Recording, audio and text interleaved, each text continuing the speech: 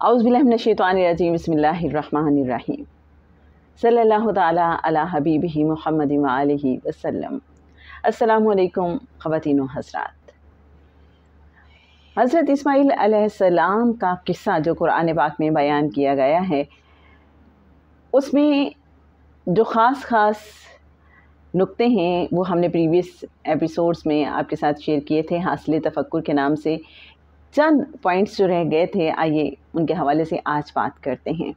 ہم نے دیکھا کہ جب حضرت اسماعیل علیہ السلام کی شادی ہوئی تو حضرت ابراہیم علیہ السلام ان کے گھر آئے۔ حضرت اسماعیل علیہ السلام گھر پہ نہیں تھے۔ جو حضرت اسماعیل علیہ السلام کی وائف تھیں قبیلہ بنو جرہم سے، انہوں نے تنگ دستی کا اظہار کیا اور تھوڑا سا شکوے کا انداز اپنایا۔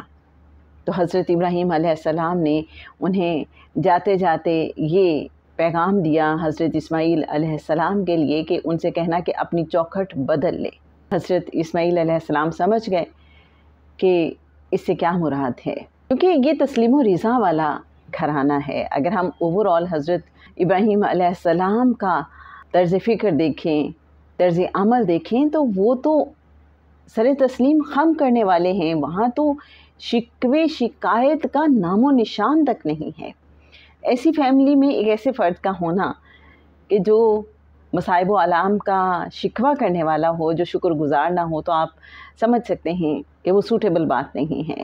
حضرت اسماعیل علیہ السلام نے ان خاتون کو فارغ کر دیا اور اس کے بعد قبیلہ بنو جرہم ہی کی ایک اور خاتون سے شادی کی۔ حضرت ابراہیم علیہ السلام آتے ہیں حضرت اسماعیل علیہ السلام سے ملاقات کے لیے۔ حضرت اسماعیل علیہ السلام گھر پہ نہیں ہیں۔ یہ جو وائف ہیں، سیکنڈ وائف، یہ بہت زیادہ اچھے انداز میں مہمان نوازی کرتی ہیں، بڑی شکر گزاری کا مظاہرہ کرتی ہیں، اللہ کی نعمتوں کا بہت شکر ادا کر رہی ہیں۔ حضرت ابراہیم علیہ السلام جاتے ہوئے میسیج دیتے ہیں حضرت اسماعیل علیہ السلام کے لیے کہ اسے کہنا کہ اپنی چوکھٹ کو محفوظ رکھے۔ اب اس سارے قصے کا مطلب کیا ہے کہ ایک چوکھٹ جو ہے کسی بھی گھر کی دہلیز، وہ کتنی اہم ہے۔ وہ ایک طرح سے اس گھر کی انٹری ہے۔ انٹرنس اگر صحیح نہیں ہے تو ہم سمجھ سکتے ہیں کہ باقی پھر گھر کا ماحول کیسا ہوگا۔ اور حضرت اسماعیل علیہ السلام تو وہ ہیں کہ جہاں سے ایک خاص سلسلہ نسب نیکسٹ جاری ہوگا، تو اس لیے اور بھی زیادہ خیال رکھنے کی ضرورت ہے۔ ایک عورت اگر ہم سمجھیں تو ماں کی صورت میں یہ جو ساری کائنات کا نظام ہے اس کے گرد گھوم رہا ہے۔ کیسے؟ ایک عورت ہی تخلیق کا سبب ہے۔ یہ جو کائنات میں جتنی رونق نظر آ رہی ہے وہ ایک ماں کے دم قدم سے ہے، یوں سمجھا جا سکتا ہے۔ تو اگر ایک ماں کا کردار ٹھیک نہیں ہوگا، اگر اس کے انداز میں شکر گزاری کے بجائے شکوہ ہوگا، تو کیا ہوگا؟ نسلوں میں، جنریشنز میں وہ چیز ٹریول کر سکتی ہے۔ یہ ہمیں سمجھ آتی ہے کہ ایک عورت کا ایک بیوی کے روپ میں وہ ہو، ایک ماں کے روپ میں ہو، اس کا شکر گزار ہونا کتنا ضروری ہے۔ اس کے ساتھ ساتھ ہم نے دیکھا کہ حضرت اسماعیل علیہ السلام کے حوالے سے جب حضرت ابراہیم علیہ السلام نے خواب دیکھا اور مسلسل 3 دن خواب دیکھا کہ وہ اپنے بیٹے اسماعیل علیہ السلام کو ذبح کر رہے ہیں، تو خواب پہ اتنا یقین کیوں؟ اس لیے کہ یہ وہ ہستیاں تھیں جنہیں پتہ تھا کہ یہ جو شعور کی دنیا ہے اس کے پیرالل ایک لا شعور کی دنیا بھی موجود ہے۔ وہ اس دنیا کا تعارف رکھتے تھے، انہیں معرفت حاصل تھی اس دنیا کی بھی۔ اب یہ جو لا شعور کی دنیا ہے وہ کام کیسے کرتی ہے؟ آپ نے کبھی سوچا کہ اگر ہماری زندگی میں نیند نہ ہوتی، رات نہ ہوتی، رات کے حواس نہ ہوتے، تو کیا ہمیں پتہ چلتا کہ کوئی لاشعور کی دنیا بھی ہے؟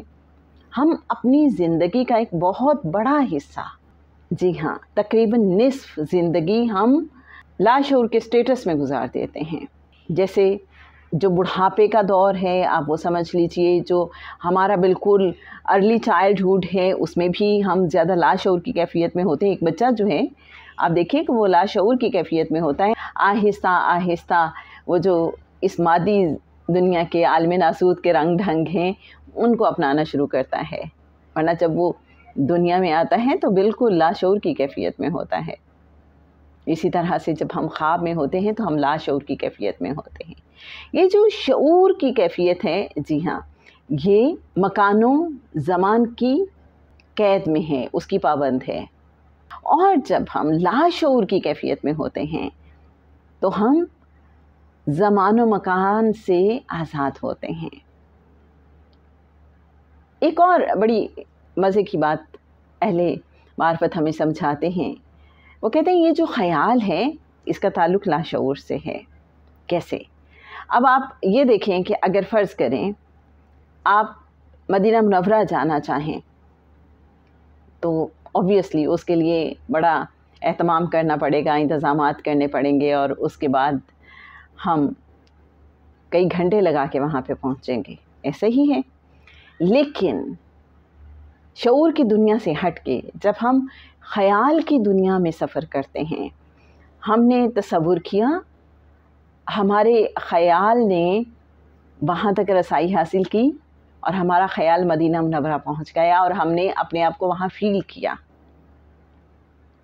شعور کی دنیا مادی وجود کی بات کرتی ہے اور لاشعور کی دنیا وہ جو ہمارے جسم مثالی ہے اس سے ہمارا تعارف کراتی ہے، جو انسان کے اندر انسان ہے جس کو ہم خواب میں دیکھ رہے ہوتے ہیں.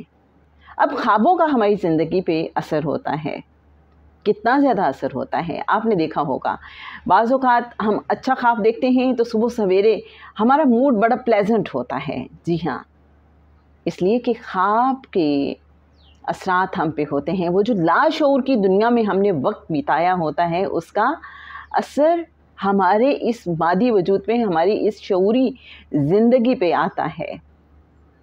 ہم بعض اوقات خواب میں کوئی ایسا خوفناک منظر دیکھتے ہیں تو ایک دم سے گھبرا کے اٹھتے ہیں، اور جب ہماری آنکھ کھلتی ہے تو ہمیں پسینہ آ رہا ہوتا ہے. ایسا ہے. اسی طرح سے آپ نے یہ بھی دیکھا ہوگا کہ بعض اوقات ہم خواب میں مسکرا رہے ہوتے ہیں تو سچ مچ بھی آنکھ کھلتی ہے تو ہمارے لبوں پہ مسکراہٹ ہوتی ہے، یا پھر ہمارے پاس اگر کوئی بیٹھا ہو جب ہم سو رہے ہیں تو وہ ہمیں نوٹس کرتا ہے کہ ہمارے چہرے کے تاثرات بدل رہے ہیں. وہ جو اندر کا انسان ہے وہ سارا ٹریول کر رہا ہے، وہ سارا ایکسپیرینس کر رہا ہے، لیکن یہ جو ہمارا جسم یہاں پہ اس عالم ناسوت میں موجود ہوتا ہے اس پہ اس کے اثرات آ رہے ہوتے ہیں. ایک اور بڑی انٹرسٹنگ بات آپ نے دیکھی ہوگی کہ خواب جب ہم دیکھتے ہیں تو وہاں ہم پرانے زمانے میں ہوتے ہیں، اگلے کسی زمانے میں ہوتے ہیں، سیکنڈز میں ہم پاکستان میں ہیں، اگلے ہی سیکنڈ ہم اپنے آپ کو امریکہ دیکھ رہے ہیں، کسی اور سیکنڈ میں ہم اپنے آپ کو مدینہ منورہ دیکھتے ہیں یا مکہ معظمہ دیکھتے ہیں، بیت اللہ کے پاس دیکھتے ہیں. تو جو ہمارا جسم مثالی ہے اس کے ٹریول کرنے کی رفتار بہت تیز ہے. وہ تقریباً ہم کہہ سکتے ہیں کہ ٹائم اینڈ اسپیس سے بیونڈ ہوتا ہے. آپ نے یہ بھی نوٹس کیا ہوگا کہ ہم بعض اوقات بہت لمبا خواب دیکھتے ہیں، ساری رات ہم خواب دیکھ رہے ہوتے ہیں، لیکن صبح ہماری آنکھ کھلتی ہے تو ہمیں صرف چند منٹس کا خواب یاد ہوتا ہے. اسی طرح سے ہم سارا دن مختلف طرح کی مصروفیات میں گزار دیتے ہیں. شام کو کوئی ہم سے پوچھے کہ آپ نے سارا دن کیا کیا تو ہم کیا کریں گے؟ کوئی 10-15 منٹ میکسیمم اس کو پورے دن کی سمری بتا دیں گے. یہ نہیں ہو سکتا کہ ہمیں ایک ایک بات یاد ہو. وجہ کیا ہے؟ ہمیں یاد کیوں نہیں رہتے خواب پوری ڈیٹیلز کے ساتھ؟ اور اسی طرح سے جو ہم نے سارا وقت شعوری حالت میں گزارا ہوتا ہے وہ بھی پوری ڈیٹیل کے ساتھ ایک ایک لمحہ اس کا یاد کیوں نہیں ہوتا؟ اللہ والے سمجھاتے ہیں اور بتاتے ہیں اس لیے کہ ہماری مکمل توجہ نہیں ہوتی وہ کہتے ہیں جتنا زیادہ ہم متوجہ ہوتے ہیں، جس لمحے میں ہم جتنا زیادہ کسی چیز کی طرف متوجہ ہوں گے اتنی زیادہ چیز ہماری میموری میں رہ جاتی ہے، اور ہمیں صرف وہی حصہ دن کا جو ہم نے گزارا شعوری حالت میں، یا خواب کا جو لاشعوری حالت میں گزارا، وہ ہمیں یاد رہے گا، اور جہاں ہم اتنے زیادہ اٹینٹیو نہیں تھے وہ حصہ ہمیں یاد نہیں رہے گا. ہے نا انٹرسٹنگ بات. پھر رات کے حواس کیا ہیں اور دن کے حواس کیا ہیں، یہ اللہ والے سمجھاتے ہیں. یہ جو شعوری کیفیت ہے یہ ہیں ہمارے دن کے حواس، اور یہ جو لاشعوری کیفیت ہے یہ ہے رات کے حواس. کیا ہم بیداری کی حالت میں جب ہوتے ہیں، جب ہم شعوری کیفیت میں ہوتے ہیں، تو کیا اس میں بھی ہم رات کے حواس حاصل کر سکتے ہیں؟ جی ہاں، اللہ والے بتاتے ہیں کہ بالکل ہم بیداری کی حالت میں بھی یہ جو لاشعور کی کیفیت ہے، یہ جو رات کے حواس ہیں، ان کو حاصل کر سکتے ہیں. کیسے؟ میڈیٹیشن کر کے. آپ نے دیکھا ہے کچھ لوگ گم رہتے ہیں کسی نہ کسی خیال میں، مستغرق رہتے ہیں، غور و فکر میں ڈوبے رہتے ہیں. اپنے ظاہر سے بعض اوقات وہ تھوڑا سا کٹے ہوئے ہوتے ہیں، بظاہر بعض اوقات ان کی آنکھیں بھی کھلی ہوتی ہیں، کیونکہ وہ کہتے ہیں کہ آپ مراقبے سے المراقبہ ہو جائیے.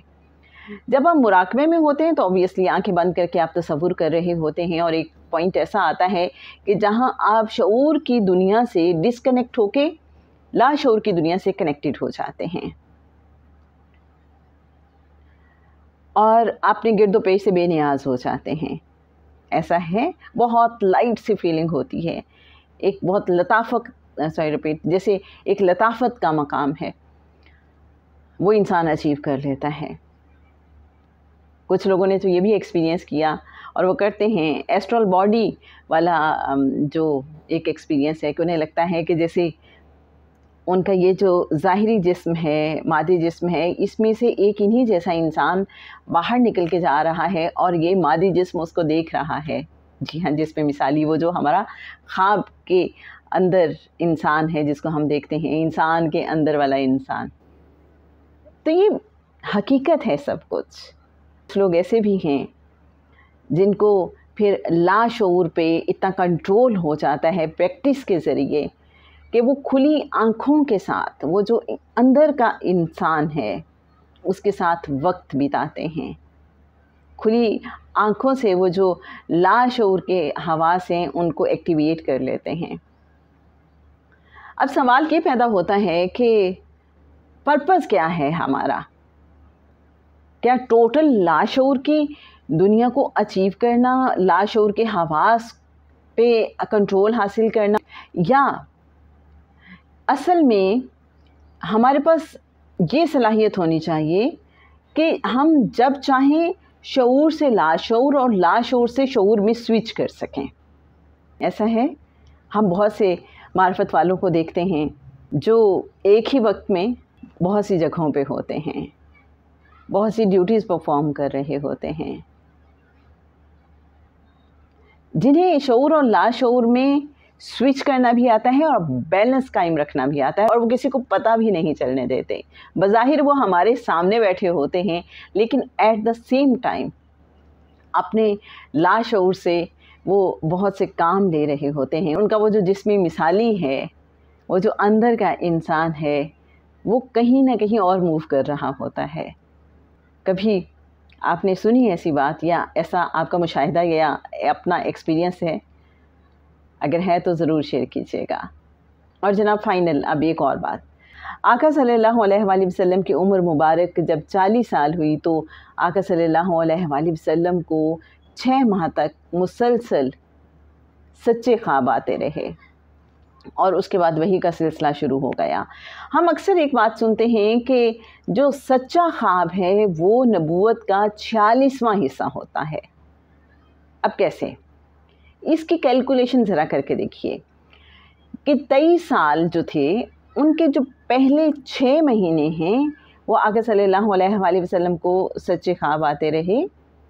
تو اس کا مطلب ہوا 1 سال کے 2 حصے بن گئے، 6 مہینے کے، رائٹ؟ تو 23 کو ملٹیپلائی بائی 2 کریں تو یہ کتنے بن گئے حصے؟ 46۔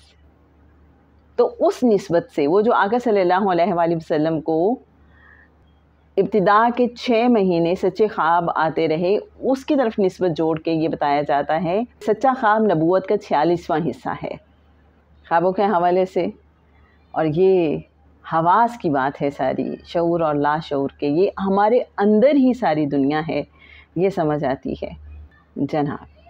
تو حضرت ابراہیم علیہ السلام نے جو خواب دیکھا تھا اپنے بیٹے کے حوالے سے، یہاں قانون بیان کیا گیا ہے کہ خوابوں کی کیا حقیقت ہوتی ہے، اور اوبیسلی انبیاء کے خواب سچے ہوتے ہیں، اور انبیاء ایک جو دوسرا عالم ہے، لاشعور کی دنیا ہے، اس سے پوری طرح واقف ہوتے ہیں، اور وہاں کیا سسٹم کس طرح سے کام کر رہا ہے اس سے بھی انہیں مکمل آشنائی ہوتی ہے۔